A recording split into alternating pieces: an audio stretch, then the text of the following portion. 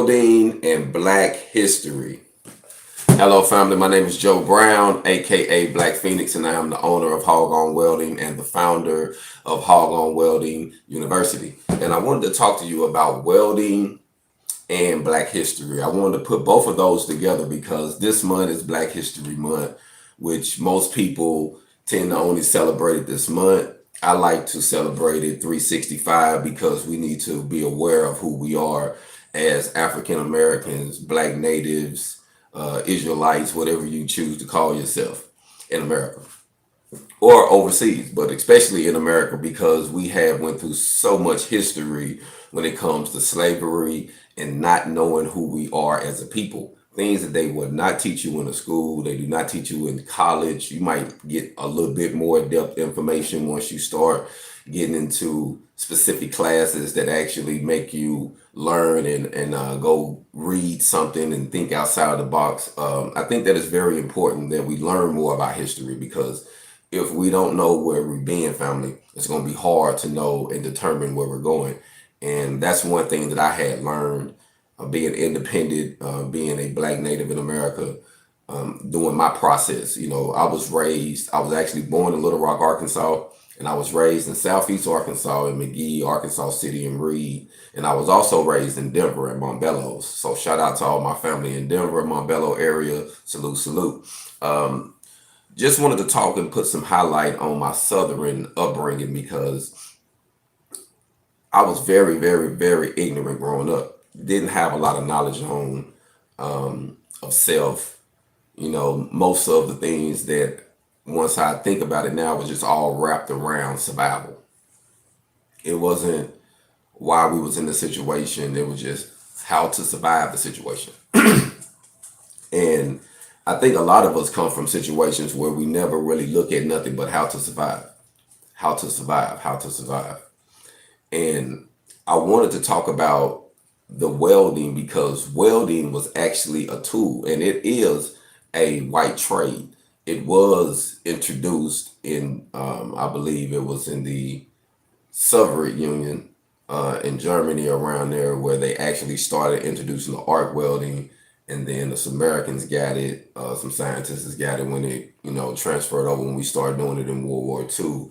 But it was actually discovered in Africa, which what they was doing, they was combined in metal. So it was a type of welding, but not welding, but they was still welding. So it's kind of ironic how the information goes all the way back to our history, but there's things that we're not taught. We don't know those things. And the more research you do, you tend to understand why a lot of our history was erased and replaced. I wanted to share something with you, and this is a true story. And I'm going to paraphrase this, but it was a slave owner when everything started to process in America when they was bringing slaves over. He wanted to know how could he keep his slaves from revoking. They was constantly revoking and he couldn't control them. So he went to someone and the guy told him that the reason your slaves are revoking because they know who they are. And he was like, pretty much, what do you mean? He was like, they know they kings and queens. They know they came from royalty. And you trying to make them be nothing. You trying to get them to pick the fields and talk to them down. They know who they are. So in order for you to do this, you got to erase who they are. So now we go back to history when we understand now why it was law for us not to know our names and to accept new names. Why it was law for us not to read and to understand. They wanted us to completely forget. And as the generations died off, the other generation was left with no knowledge. Surely at first it was passed down, but just like today, once Big Mama gone, the family don't really stick together anymore. There's no unity. There's no structure. There's no reminder of the struggle of what we survived. You know what I mean? So once they started putting that into practice, that's when we, understand the Willie Lynch syndrome, or the Willie Lynch letter for those who are familiar or unfamiliar with it. And that one right there can be considered as truth or non-truth, but the letter does make plenty sense when it comes to how to control someone.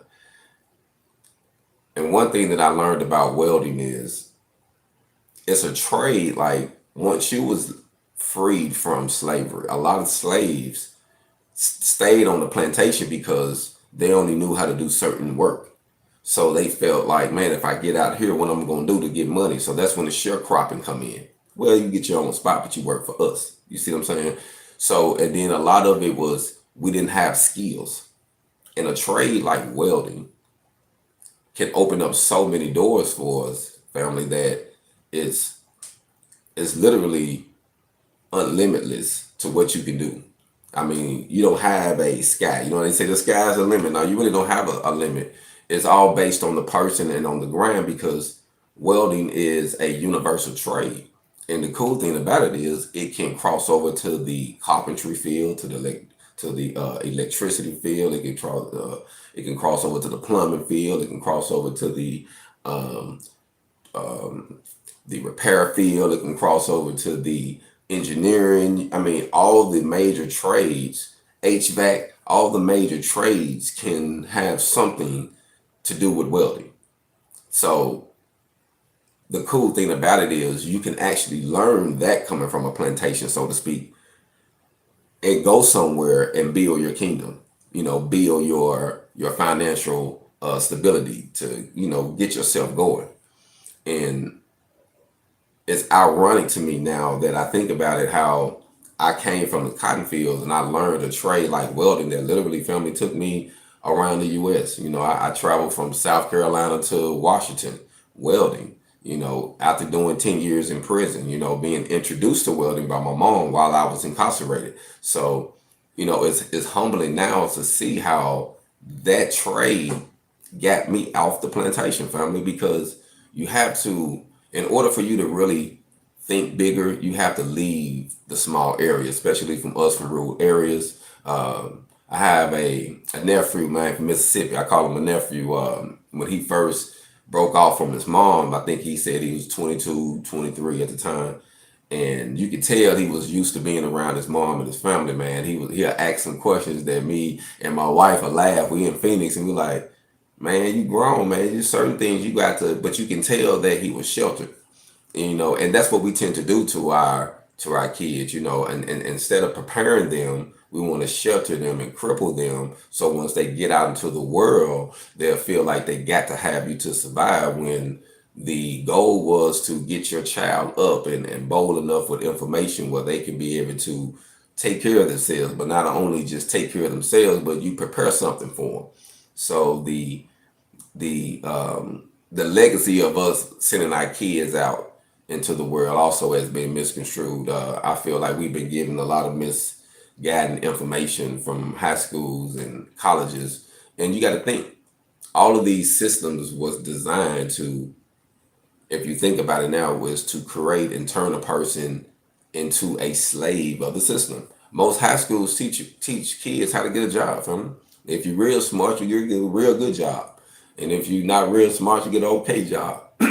And if on the bottom of the scale, we can turn you into a janitor, or you can work at the kitchen, or you can do something. There's something for you in America. We got you. You know what I'm saying? So you think about it, and to me, it's so ironic that when it comes to Black history, that a lot of us do not know about where we came from, do not know how we was mingled and forced to accept certain things, certain realities that's whatnot. When it comes to religion, when it comes to perspective, we was forced to accept a lot of things that wasn't true. But you got to think of the information that we tend to get.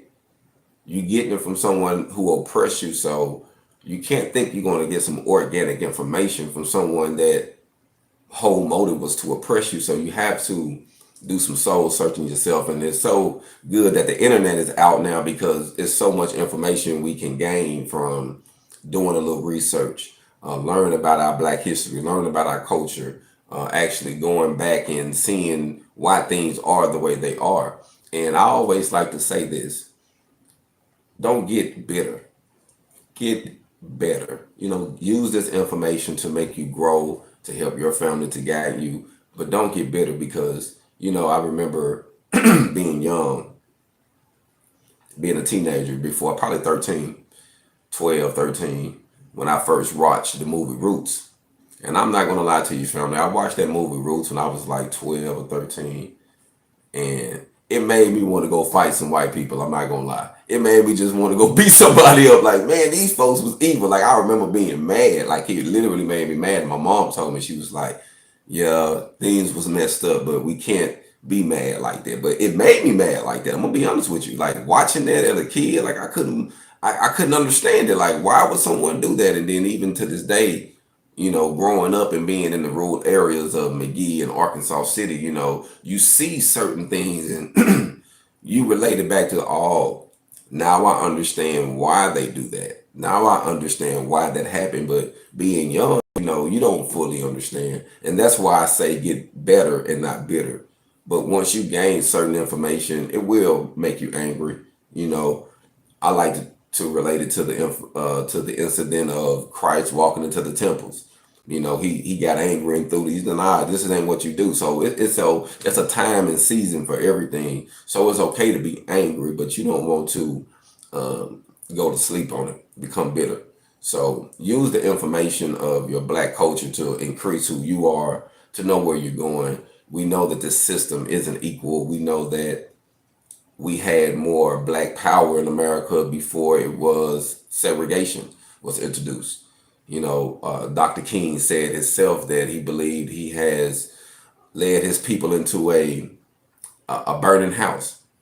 And we realized that once that happened, we started networking with us. And you got to think about it. We don't have you have Chinatowns, you have Little Italy, you have these different cultures, you have Native American towns, you have Spanish towns now in communities, but you don't see no one that has, excuse me for a second, no one that has any small African towns or Little Africa or, I remember going to Memphis. Memphis had some cool things, and Memphis had some things that I thought was real cool. My light went off. Memphis had a shopping script one time where they had a lot of Africans and different people there, and they were selling different merchandise. It was cool. They were selling different stuff for wholesale prices. I don't know if it was legal or unlegal, but they had it out there going on like a big flea market. And I thought that was pretty cool that it was our people out there networking and doing their thing, but that only lasted for so long too.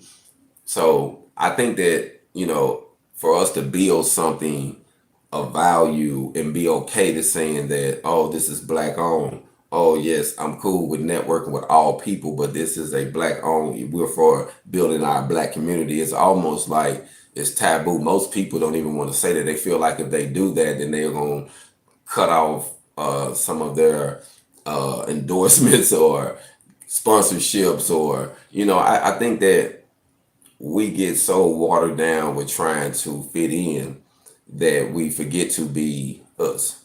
It's okay. Everybody comes from different walks of life.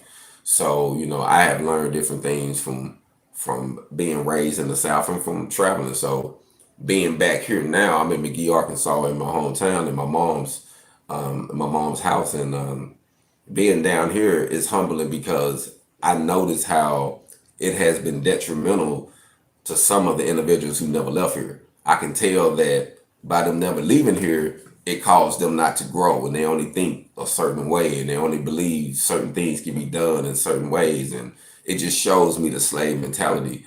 And I understand now that a lot of my ancestors, a lot of my people that's in the South right now who has never left is also ancestor to the people who chose to stay when slavery was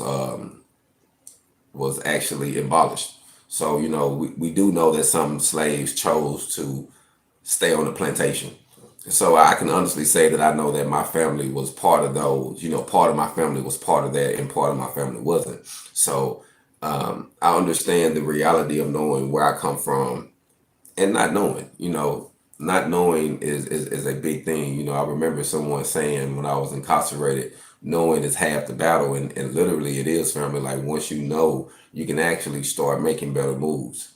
So I like to combine welding and our history because I'm a black welder, and for me traveling different states, I have seen different biases, different racism, different prejudice. I have had some good times, some bad times, some great stories, some sad stories, and I can be realistic with you. Like I don't do this for a job. I do this for my people. So I told a guy the other day, I like to work for my people, not for a company. So I help my people get in and get positions where they can get positions in with companies because that's what they want to do. And some of my people want to be bosses and be independent. And the information that I get, I can also pass that down. But I realized that we got to learn something other than just getting a job. And that's one thing that's real big in Southeast Arkansas and Arkansas and southern states, period. We just look for jobs. A lot of our black people, period, just look for jobs. And we don't have skilled trades. And a lot of times you can be replaced. And yeah, you're a forklift driver, don't make you a skilled trade because somebody else can get that. But being a skilled trade, being a good welder, a good plumber, a good electrician, HVAC, being a good carpenter. I mean, all these trades, these physical trades, man, those are things that can make you an asset. Not only just for working for someone else, for building your business or helping yourself. You might get in a bind when you have to build your own. And it's humbling, but I've been building my own in my mom's house. Like some things I got started, contractors went whack, couldn't trust nobody. Money started getting tight. I'm spending money. I'm not seeing any results. So I had to take matters in my own hands. And I was like, you know what? Before I keep spending money, wasting it, I'm going to go buy the tools. Because I understand the only thing that makes me different than the carpenter is the tools that he has. But I know the measurements. I know what it's supposed to, what it's supposed to look like. I done been around it. I done been around them. I done worked with them. So I bought the tools and started doing things on my own. Surely it might not be like someone that did it 30 years, but I guarantee you will look at it like, yeah, that's nice. For someone that just got some tools, yeah, you did good. So I think that it's all good for us to take the chance to build our own. Salute, salute. So I feel like it's very important that we know more about our culture, know more about tradesmanship. And I want to give a awareness of Booker T. Washington. It was one of the first books I read, and it was called Up From Slavery. That book really helped me grow as an individual, as a black man. I was doing time in prison at that time, so it helped me understand how he taught himself how to read, how he got educated and ended up having a trade school. And now I understand how important it was and how inspired I was by his story and how he came up. And there was a reason behind his story actually inspired me later to come up with the HogOn University, which I wanted to do a welding trade school, but not just welding. I wanted to do everything that involves in trades. But I wanted to teach the welding part. I have someone teaching welding, but I wanted to do all the main sources of trades by our people teaching it and volunteering their time. So I think that it was important for me to learn that because I seen how that changed the people mentality, education. And it doesn't necessarily have to be from a college, so to speak, but you do have to get the education from a facility or school. So my personal idea with HogOn University is to turn it into a trade school to not only teach welding, but teach all the main trades to help my people grow from that aspect of knowing that, hey, you can learn this and you can build this and have it taught by us, different tradesmen who had maybe retired or still doing the business, want to come down and teach and help these kids get some information because we can teach the kids. And once we get them ready, once we get the youth ready, and we know if we give them the right information, they can actually make better decisions.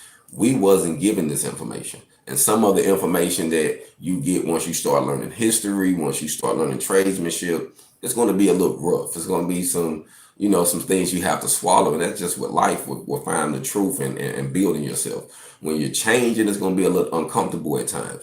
But don't settle for comfort. It's okay to be uncomfortable. It's okay to have some restless nights until you find the truth. So just do your searching. I don't per se speak on religion. I let people believe what they believe. I'm not religious. I am a spiritual man, so I do believe in God most definitely, but I'm not religious. I don't believe in titles.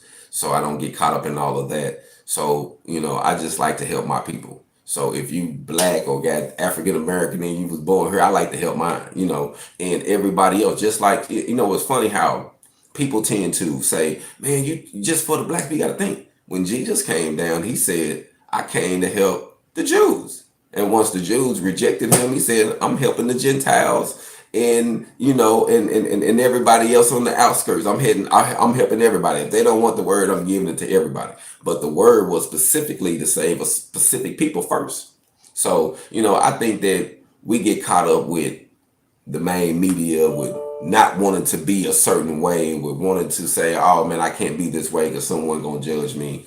I just feel we should just get it from the heart and be organic. So I wanted to talk to you about welding and Black history today. My light just went off, family, but I want to talk to you about welding and Black history today because I just believe once we combine the both, once you get the knowledge of where you're from and you get a trade like welding, there's nowhere you can go, family. I was talking to a guy the other day and I was telling him how we was talking. I said, man, you know what? I use welding at times like ATM money. And he was like, huh, what you mean? And I was like, I done been in situations where I had to go and get $20, $25 an hour real quick to get some money to make an investment, to do something else. So it's okay to know that this here can be utilized in many ways, from business, from jobs, to building products, services, education. There's so much you can do. And now I'm all about the education, all about giving a person some material and some skills. I got a young brother now who's been taking my class, who about to probably go get a job at Safe Holland in Dumas, Arkansas. And in Dumas, Arkansas, they're hiring welders, MIG welders. They're doing post-art. Post-art MIG. They're very easy process, easy to get on.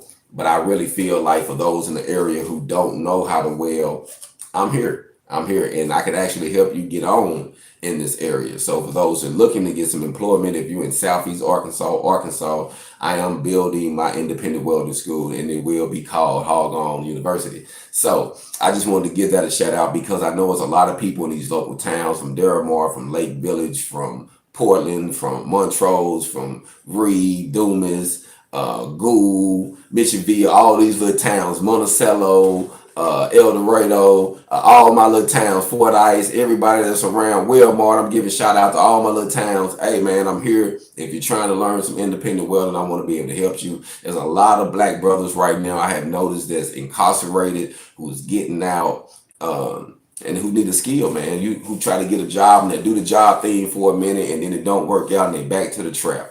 And it literally trap you again. So I want to be able to teach you some independence. I'm in Southeast Arkansas. So my goal is to give you some awareness, man. You know where you've been. A lot of my brothers who've been incarcerated had time to read and think. We just need something new to hustle. And those hustling skills that you got, don't let them go to waste. You can use that with your trade. Sometimes it's just the misguiding and the misuse of information. But once you know what to do with this information, there's so much you can do. Let me check in. I seen a message pop up before I let y'all go. HogOn. Thanks for checking in, sis. Thanks for checking in. I appreciate you from always checking in, showing support.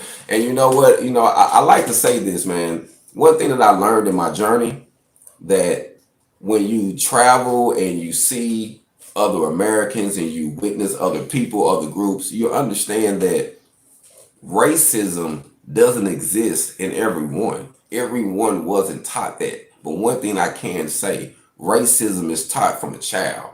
Most people I have seen that was real racist, it was taught to them. I have had children call me the N-word. Where they get that from?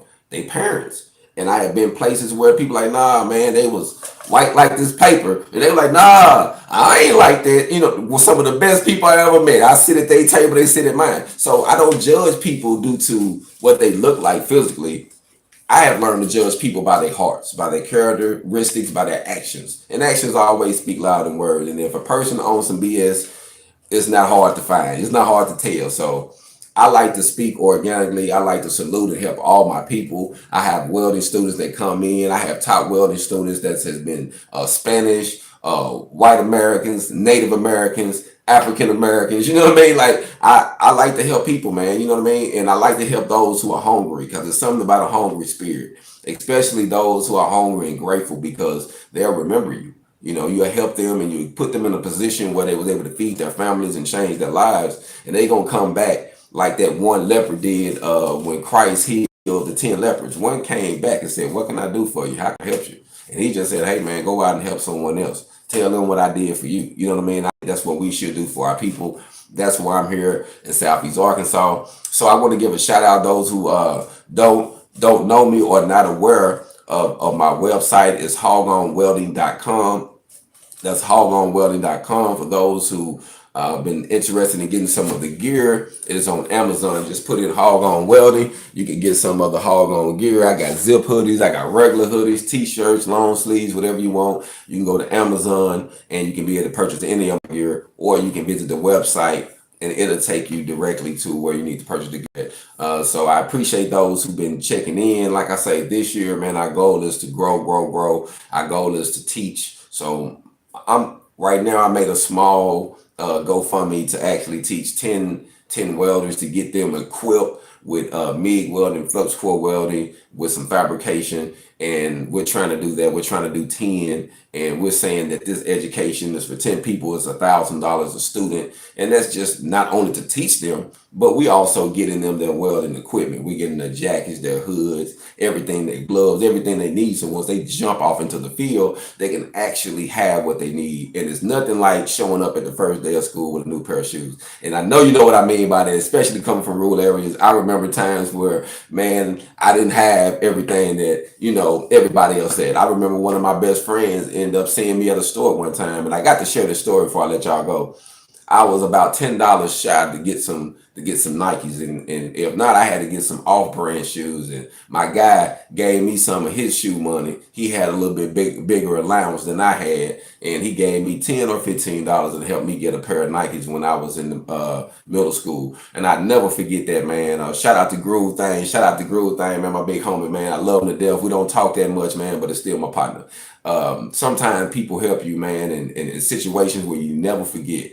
And we grow and we learn. And I think the best way to give back is to help your people. Like I say, you can give someone paper, some money, and they can burn that up. But if I give you this, if I teach you how to weld, family, if I teach you how to fabricate, if I teach you how to install, you can go anywhere in the country and make some money. I don't have to be here. I can be dead and gone, and you can be making money teaching your kids how to make money, nephews, cousins, and other people in the community. So we have to learn these trades to be able to pass down some wealth. That's how we're going to build wealth. We need to learn how to do something independently and for us collectively. And that's why I like to teach welding, because it's something that literally set me free from prison, set me free from poverty. You know what I mean? We all hit some hard times, and it's not about not having enough money, because sometimes you can have a whole lot of money and you will jackball the money if you don't know what to do with it. If you don't understand financial literacy, you will buy a lot of liabilities and thinking they're assets. You will get a lot of cards, a lot of stuff that can't make you money, and like, oh, but this look good, or oh, I got all these clothes. But if you got more clothes, I'm gonna tell you something, family, real quick. If you got more money in your house, when you look into your closet and your shoes, and you look into your closet and your driveway, if you got more money and all that than you do in your savings in your bank account, there's an issue, family. That means you need to learn some financial literacy. So you need to have more money, more assets than you got things. So that's something I had to learn personally. It was humbling. You think you're doing good, like, man, you ain't doing good. You just you just a fool with some money. And you know what they say? Even the scriptures say a fool with money will surely depart. So we need to learn some financial literacy. We need to learn trades that will keep us making money, and we need to be able to learn more about our culture, where we come from as a people, and to pay homage to those who went before us. So, you know, the HogOn has two meanings. It means honoring our generational ornamental nature. We honor those who came before us, honor those who made ornamental things with metal, fabrication, artwork, whatever. Those who built kingdoms, we honor those who went before us. And we know we have to hustle over grounded obstacles naturally, because we're always going to face something. Family, we're always going to go through something. And that's why, you know, being a hog It's not like being a domestic dog. You know, we're going to go out there and get it. We're going to have to get that information as far as learn more about our culture, learn more about tradesmanship, learn more how to survive, and learn more how to duplicate ourselves. So once you get all of this information, you just don't want to hold the information. You want to be able to spread it and give it back out. So that's what I'm trying to do with my channel. That's what I'm trying to do with HogOn Welding University, is to teach welding and spread it. Because I know I'm only going to be here for so long, but I know I can be able to make a lot of mini me's while I'm here. I can be able to teach a lot of people to get some bags and help their families and build communities and start businesses while I'm here. And that's my goal, is to teach welding, hip hop. And I love to say welding, hip hop, because welding is our culture. It's a African American culture that was created. So when I say welding, hip hop, it's something that we enjoy. It's a language that's a universal language now that's throughout the whole world. Everybody know what hip hop is. Everybody raps. You got an artist in every country now. So I like to say it because our younger generation is very inspired to be producers or artists or singers or rappers. And a lot of times we don't know how to make the money, but welding can help you get the finances you need to have finance your career. And if you're thinking about doing that, you can do that by having a solid skilled trade. So I just wanted to say that, man. Just wanted to talk to y'all briefly and have this discussion. Hopefully everybody have a blessed week. This is February the 11th. Salute to everybody. Black History Month. Be blessed. Continue to prosper. HogOn.